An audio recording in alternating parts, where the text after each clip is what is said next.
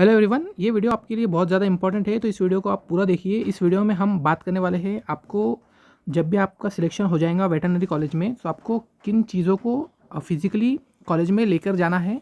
तो ये वीडियो आप पूरा देखिए। इस वीडियो में हम सारी चीज़ें बात करने वाले हैं कि आपको जब आप फिज़िकली आपका एडमिशन हो जाएगा तो क्या आपको मेडिकल फिटनेस सर्टिफिकेट की रिक्वायरमेंट है, कॉलेज में आपको कितनी फ़ीस या कौन से डॉक्यूमेंट आपको लेके जाना है, डॉक्यूमेंट्स की कितनी कॉपी और कितने सेट आपको लेकर जाना है, आपको गैप सर्टिफिकेट की ज़रूरत पड़ने वाली है नहीं पड़ने वाली है, फ़ीस कितनी लगने वाली है आपको।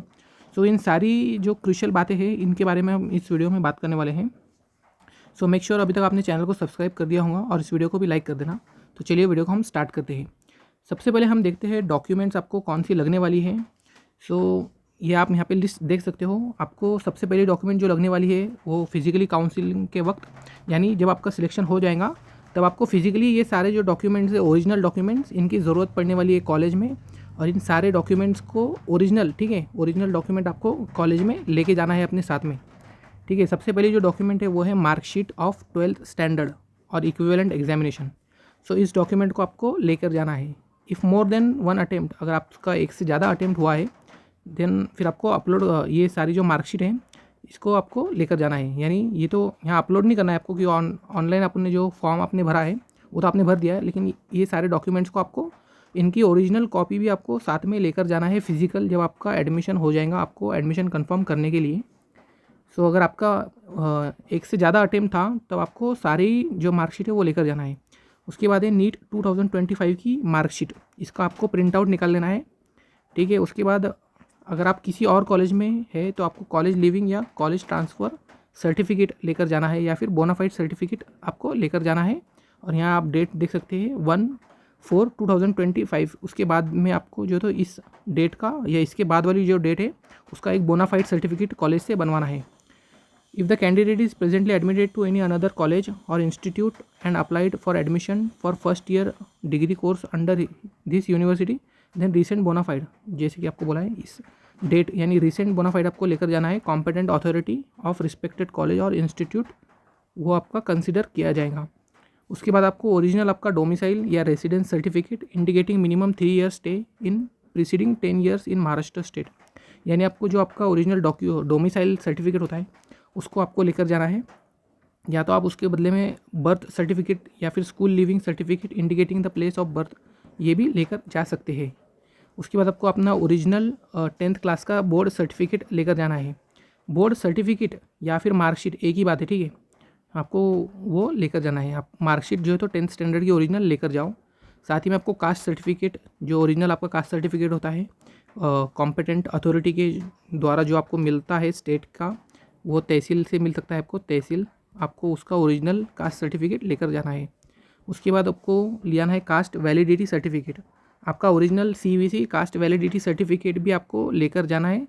जो कास्ट वैलिडिटी सर्टिफिकेट इशू हुआ था कॉम्पिटेंट अथॉरिटी, इस डेट आप यहाँ देख सकते हो 13/8/2025 as per the schedule of admission program, ठीक है। आपको ओरिजिनल आपका कास्ट सर्टिफिकेट लेकर जाना है।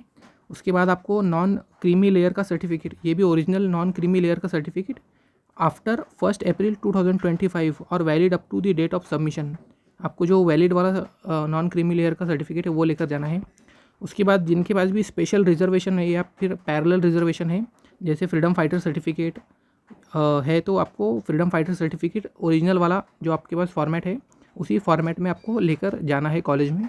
जब आपका काउंसलिंग के वक्त आपका जब सिलेक्शन हो जाएगा, आपको कॉलेज अलॉट हो जाएगा, तब आपको ये सारे डॉक्यूमेंट लेकर जाने हैं।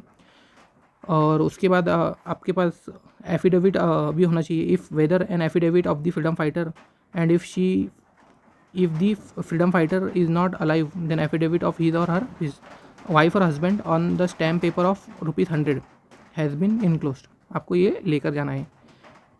Yes if yes whether following points have been mention in it, आपको सारी बातें जो तो यहाँ पे रीड करना है आपको किस फॉर्मेट में ये फ्रीडम फाइटर सर्टिफिकेट को लेकर जाना है, तो आप यहाँ पे इसको पढ़ लीजिए। उसके बाद आपको अगर डिफेंस सर्टिफिकेट आपके पास है, डिफेंस पर्सनल सर्टिफिकेट, तो वो ओरिजिनल वाला आपको लेकर जाना है काउंसलिंग के वक्त। उसके बाद फिजिकली हैंडीकैप सर्टिफिकेट, जो भी कैंडिडेट फिजिकली हैंडीकैप होते हैं उनको ओरिजिनल फिजिकली हैंडीकैप का सर्टिफिकेट जो भी कॉम्पिटेंट अथॉरिटी के द्वारा जो आपको मिला है, डिस्ट्रिक्ट सिविल सर्जन और इक्विवेलेंट गवर्नमेंट हॉस्पिटल और मेडिकल बोर्ड, उनके द्वारा जो आपको ओरिजिनल हैंडीकैप सर्टिफिकेट मिला है वो आपको काउंसलिंग के वक्त लेकर जाना है कॉलेज में। उसके बाद जिनके पास भी पीएपी का सर्टिफिकेट होता है, ओरिजिनल पीएपी का सर्टिफिकेट आपको लेकर जाना है कॉलेज में जब भी आपकी फ़िज़िकल काउंसलिंग होंगी कॉलेज में, आपको कॉलेज अलॉट होने के बाद। उसके बाद जिनके पास भी एग्रीकल्चर सर्टिफिकेट है, और ये डेट भी आप देख सकते हो 1/4/2025, इसके बाद वाला चाहिए हमको, ठीक है, 2025 के लिए। सो जिनके पास भी एग्रीकल्चर सर्टिफिकेट है उनको उनका एग्रीकल्चर सर्टिफिकेट ओरिजिनल या फिर कलर प्रिंट आउट में लेकर जाना है। उसके बाद economical weaker section EWS certificate, जो भी कैंडिडेट्स ईडब्ल्यूएस को बिलोंग करते हैं उनको उनका original EWS certificate issued after 1/4/2025 उसको कॉलेज में लेकर जाना है। उसके बाद जो भी ओसी कैटेगरी को बिलोंग करते हैं, ऑर्फन कैटेगरी, उनको उनका ऑर्फन सर्टिफिकेट वो भी ओरिजिनल वाला, ठीक है, ओरिजिनल वाला लेकर जाना है कॉलेज में। जो भी माइग्रेंट या डिस्प्लेस स्टूडेंट है from Jammu Kashmir and Ladakh union territory, उनको उनका जो सर्टिफिकेट होता है जो भी कॉम्पिटेंट अथॉरिटी बनाती है उनको वो लेकर जाना है अपने कॉलेज में, जो भी कॉलेज उनको अलॉट होता है। नो ऑब्जेक्शन सर्टिफिकेट, जिनको भी फ्रॉम एम्प्लॉयर इफ एम्प्लॉयड, जो भी एम्प्लॉयड होते हैं उनको नो ऑब्जेक्शन सर्टिफिकेट मिलता है, उनको भी उनका ओरिजिनल सर्टिफिकेट लेकर जाना है। सो आप यहाँ पे देख सकते हो जितने भी जो डॉक्यूमेंट्स हैं ये आपको ओरिजिनल ही लेके जाना है, ठीक है, इनका कोई भी आपको जेरोक्स कॉपी नहीं होना चाहिए, इनके आपको ओरिजिनल डॉक्यूमेंट्स लेके जाने हैं। और जो भी स्पेशल होते हैं, स्पेशल कैटेगरी वाले, जो भी फ्रीडम फाइटर डीपी, सो इनका आपको कलर प्रिंट आउट लेके जाना है, ठीक है, इनके ओरिजिनल तो आपको मिलते नहीं है, इनका कलर प्रिंट आउट आपको लेकर जाना है। सो ये था डॉक्यूमेंट्स के बारे में। उसके बाद हम बात करते हैं सेट या कॉपी। सो ओरिजिनल जो डॉक्यूमेंट है आपके पास वो ओरिजिनल तो आपको लेके ही जाने हैं, साथ ही में आप 3 जेरोक्स के सेट बना लीजिए, ठीक है। इन ओरिजिनल डॉक्यूमेंट्स के आपको 3 जेरोक्स सेट बनाने हैं। वैसे आपको जब कॉलेज में आप जाओगे फिजिकली आपको तो 2 ही सेट की आपको ज़रूरत पड़ती है, लेकिन आप एक्स्ट्रा में 1 सेट बना के रखो, यानी आपको टोटल 3 जेरोक्स के सेट बना के रखने हैं। साथ ही में आपको ओरिजिनल डॉक्यूमेंट भी लेके जाना है, ओरिजिनल डॉक्यूमेंट, ठीक है। उसके बाद हम बात करते हैं आपको जो अपने डॉक्यूमेंट होते हैं। एक और बात, जो ओरिजिनल डॉक्यूमेंट होता है उसको सेल्फ अटेस्ट नहीं करना होता, उसको सेल्फ अटेस्ट नहीं करना है। जो आपके जेरोक्स के सेट होते हैं उसको आपको सेल्फ अटेस्ट करना है। अब ये सेल्फ अटेस्ट क्या होता है तो हम इसको देखते हैं। सेल्फ अटेस्ट बेसिकली ये दिखाने के लिए होता है कि जो आपकी जो डॉक्यूमेंट होते हैं वो ट्रू है, यानी वो इसमें कोई भी चेंजेस नहीं है या वो डेफिशिएंट नहीं है, ठीक है, उसमें कोई भी चेंजेस आपने नहीं किया है, वो उसका एक प्रूफ बनाने के लिए होता है। आप सेल्फ अटेस्ट भी कर सकते हैं या तो ट्रू कॉपी का स्टैम्प भी लगा सकते हैं, जिस पे लिखा होता है ट्रू कॉपी, वो स्टैम्प भी आप लगा सकते हैं, लेकिन सबसे बेस्ट है आप अपने हाथ से सेल्फ अटेस्ट करिए। सेल्फ अटेस्ट आपको कैसे करना है, जब आपके पास इस तरीके से एक डॉक्यूमेंट होगा, आपको ओरिजिनल डॉक्यूमेंट पे सेल्फ अटेस्ट नहीं करना है, ये ध्यान रखना है आपको। जितने भी जेरोक्स कॉपी होते हैं आपके पास उन्हीं कॉपीज़ पे आपको सेल्फ अटेस्ट करना है। आप देख सकते हैं इस तरीके का पेज होता है हमारे पास डॉक्यूमेंट का, तो आपको ऊपर के 2 कॉर्नर यानी top right corner and top left corner आपको मोस्टली प्रीफर होता है top right corner, most preferred top right corner होता है। उस पर आपको जो है तो क्या लिखना है, आपको लिखना है ऊपर आपके हाथ से लिखना है आपको सेल्फ अटेस्टेड, इस तरीके से आपको लिखना है सेल्फ अटेस्टेड। उसके नीचे आपको अपनी सिग्नेचर करनी है और उसके नीचे आपको डेट लिखना है। तो ये इसके बाद आपका ये सेल्फ अटेस्ट हो जाएगा। अगर किसी डॉक्यूमेंट में मल्टीपल पेजेस है तो सारे के सारे पेजेस पे आपको सेल्फ अटेस्ट करना है, ठीक है। सेल्फ अटेस्ट आपको टॉप कॉर्नर, ऊपर का जो टॉप कॉर्नर होता है वहाँ पे आपको सेल्फ अटेस्ट करना है। वहाँ पे आपको लिखना क्या है, सेल्फ अटेस्टेड, उसके नीचे अपनी सिग्नेचर करना है और उसके नीचे आपको डेट लिखना है, ठीक है। नोट, ओरिजिनल जो डॉक्यूमेंट है उस पर आपको सेल्फ अटेस्ट नहीं करना है, उस पर आपको कुछ भी नहीं करना है। ओरिजिनल डॉक्यूमेंट का अलग सेट बना के रखना है आपको, और एक्स्ट्रा में 3 सेट ओरिजिनल डॉक्यूमेंट्स के आपको 3 जेरोक्स सेट करने हैं, और उन तीनों ही जेरोक्स सेट्स पे आपको सेल्फ अटेस्ट करना है अपने हाथ से। आप ब्लू ब्लैक पेन से कर सकते हो, ब्लू पेन से भी आप कर सकते हो और ब्लैक पेन से भी आप कर सकते हो, ठीक है। ब्लू और ब्लैक कोई भी पेन आप यूज़ कर सकते हो सेल्फ अटेस्ट करने के लिए। और आपको लिखना क्या है, सेल्फ अटेस्टेड, उसके नीचे सिग्नेचर लिखना है, उसके नीचे आपको डेट लिखना है, और मोस्ट प्रीफर्ड है ऊपर का टॉप राइट कॉर्नर, ठीक है। आप इधर भी कर सकते हो लेकिन ये मोस्ट प्रीफर्ड है।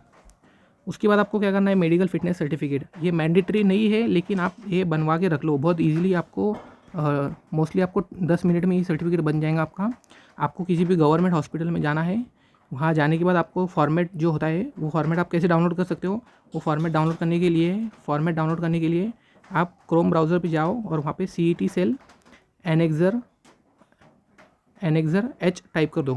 CET सेल आपको क्रोम ब्राउज़र पे जाना है, वहाँ पे आपको टाइप करना है CET सेल एनेक्सर H या फिर CET cell physical fitness certificate format. So आपको वहाँ से एक फॉर्मेट जो है वो डाउनलोड कर लेना है। उस फॉर्मेट पे भी आप किसी भी डॉक्टर की सिग्नेचर और जो कॉलेज ये गवर्नमेंट हॉस्पिटल का स्टैम्प और सील, ठीक है, सील और आपको स्टैम्प कलेक्ट कर लेना है। और उसके बाद आपका जो है तो फिटनेस सर्टिफिकेट बन जाएगा। ये मैंडेटरी डॉक्यूमेंट नहीं है, लेकिन आपको ये बनवा के रखना है। अगर काउंसलिंग के वक्त आपसे मांगा गया तो आपको ईजी पड़ेगा। और आपको जब भी कॉलेज अलॉट होता है उसके 5-10 दिन आप पहले ही इसको बनवा के रख लो, या 1 हफ्ता पहले आप बनवा के रख सकते हो, ठीक है। उसके बाद हम बात करेंगे गैप सर्टिफिकेट के बारे में। ये भी कोई मैंडेटरी डॉक्यूमेंट नहीं है। वेटरनरी में आपको ये सर्टिफिकेट मांगा नहीं जाता है काउंसलिंग के वक्त, लेकिन आप इसको बनवा के रख लो 2025 के लिए। जिन भी कैंडिडेट्स ने अपने स्टडी करने के लिए ड्रॉप लिया था, या जो उनका एकेडमिक ईयर है उसमें अगर उनका गैप पड़ गया है, सो उनको गैप सर्टिफिकेट बनवाना है। गैप सर्टिफिकेट बनाने के लिए आपको 500 स्टैम्प पेपर, 500 रुपीज़ का स्टैम्प पेपर है, उसके ऊपर ही बनवाना है, ठीक है। 100 रुपीज़ का स्टैम्प पेपर अब उसके ऊपर नहीं आपको बनवाना है, क्योंकि वो अब नहीं चलने वाला है। 2025 से 500 रुपीज़ स्टैम्प पेपर पे ही आपको गैप सर्टिफिकेट बनवाना है। ये मैंडेटरी नहीं है वेटरनरी के लिए, लेकिन आप अगर महाराष्ट्र की काउंसलिंग अटेंड कर रहे हो BAMS MBBS के लिए, तो आपको वहाँ पे भी इसकी ज़रूरत पड़ती है। तो आप इसको बनवा के रख लो स्टैम्प पेपर, ये gap certificate 500 rupees stamp paper के ऊपर। सो इस वीडियो में इतना ही था। अब हम नेक्स्ट बात करेंगे फ़ीस स्ट्रक्चर के बारे में। सो फीस अगर मैं बात करूँ महाराष्ट्र स्टेट कैंडिडेट्स के बारे में, तो जो महाराष्ट्र स्टेट को बिलोंग करते हैं उनकी ओपन कैटेगरी की या जनरल कैटेगरी की फ़ीस जो होती है वो है 62,635। इतनी फ़ीस आपको कॉलेज में जमा करनी है अगर आप ओपन कैटेगरी को बिलोंग करते हो। और अगर आप रिजर्वेशन कैटेगरी से आते हो, जैसे SC ST या EWS और OBC और बाकी भी जितनी कैटेगरी है SCBC NT, सो आपको मैं इतना मिनिमम अमाउंट बता रहा हूँ, ठीक है। यानी अगर आप ओपन कैटेगरी को बिलोंग करते हो तो आपको 62,635 रुपीज़ इतने मिनिमम अमाउंट आपको साथ में लेकर जाना है जब भी आपको कॉलेज में सीट अलॉट होती है। और जो रिजर्व कैटेगरी है उनको 31,317 रुपीज़ लेकर जाना है। लेकिन ये मैं ज़्यादा बता रहा हूँ, ठीक है, इससे आपको कम ही लगने वाला है, 31,000 से आपको कम ही लगने वाला है। लेकिन आप मिनिमम इतनी फ़ीस लेकर जाओ ताकि आप एक सेफ़ जो है तो रहो।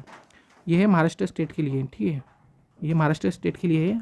अगर मैं बात करूँ NRI कैंडिडेट्स के बारे में, foreign national PIO, Jammu Kashmir, Ladakh, Goa और जो भी बाहर कैंडिडेट्स हैं उनके लिए 63,135 रुपीज़ इतनी फ़ीस होने वाली है। ये फ़ीस एक्सक्लूडिंग स्पेशल फ़ीस है, ठीक है। स्पेशल फ़ीस आपको क्या होती है उसके बारे में भी मैंने वीडियो बनाया है, आप जाके चैनल पे देख सकते हो। BVSC फ़ीस स्ट्रक्चर उस वीडियो में मैंने बताया था आपको। सो उनको 63,135 रुपीज़ फ़ीस देनी है। ये एक्सक्लूडिंग स्पेशल फ़ीस है। और यहाँ देख सकते हो NRI कैंडिडेट्स और जो भी आउट ऑफ स्टेट कैंडिडेट्स हैं उनके लिए ये फ़ीस होने वाली है। उसके बाद हॉस्टल के बारे में अगर हम बात करें तो मुंबई वेटरनरी कॉलेज में आप देख सकते हो 32,250 मुंबई वेटरनरी कॉलेज की ये फ़ीस है। नागपुर की आप देख सकते हो 27,300, ये नागपुर वेटरनरी कॉलेज की फ़ीस है। और जितने भी रेस्ट कॉलेजेस हैं, Udgir veterinary college, Parbhani veterinary college और शिरवाड़ वेटरनरी कॉलेज, उनकी फ़ीस यहाँ आप देख सकते हो 24,550 इतनी होने वाली है। यहाँ पे एक नोट पॉइंट भी आप देख सकते हो, अकोला वेटरनरी कॉलेज में अभी हॉस्टल नहीं है, तो अकोला वेटरनरी कॉलेज में आपको अभी हॉस्टल अलॉट नहीं होगा, अभी हॉस्टल का कंस्ट्रक्शन वहाँ पर चालू है, ठीक है। ये था फ़ीस स्ट्रक्चर। सो इस वीडियो में इतना ही था। ये बहुत ज़्यादा इंपॉर्टेंट वीडियो है, तो इस वीडियो को हर एक पार्ट आप ध्यान से देखिए। और मेक श्योर अगर अभी तक चैनल सब्सक्राइब नहीं किया है तो चैनल को सब्सक्राइब करो और इस वीडियो को भी लाइक करो। हम मिलते हैं नेक्स्ट वीडियो में। ओके।